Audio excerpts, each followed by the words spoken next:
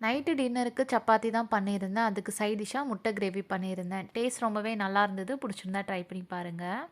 பாத்திரத்தில oil சேர்த்துட்டு biryani spice 1/2 spoon அளவுக்கு சோம்பு, சோம்பு பொரிஞ்சதுக்கப்புறம் ஆனியன் ஆட் பண்ணிக்கோங்க. இப்போ கொஞ்சமா கருவேப்பில.